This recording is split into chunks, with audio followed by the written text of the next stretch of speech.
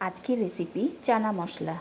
খুব একদম ঘরোয়া পদ্ধতিতে খুব সহজভাবেই এই রেসিপিটা তৈরি করা যায়। নিত্য প্রয়োজনীয় দৈনন্দিন রান্নার জন্য এটা খুব ভালো একটা রেসিপি। বাচ্চাদের ভীষণ পছন্দের আর আমাদেরও ভীষণই ভালো লাগে।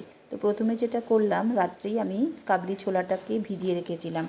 সকালে উঠেই আমি একটা প্রেসারে জাস্ট দুটো সিটি মেরে নিয়েছি।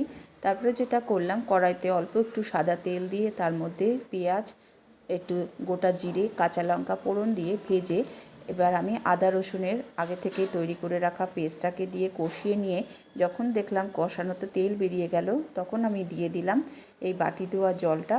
আবারও কষিয়ে নিয়ে তারপরে একে একে দিয়ে দিলাম নুন, হলুদ, জিরে গুঁড়ো দিয়ে ভালো করে কষিয়ে সেদ্ধ করা আলু দিয়ে আবার একটু নাড়াচাড়া করে কাবলি ছোলাগুলোকে দিয়ে আবারও একটু নাড়াচাড়া করে তারপরে ওপর থেকে দিয়ে দিলাম একটু ক্র্যাশ করে কাসুরি মেথি আর দিলাম চানা মশলা।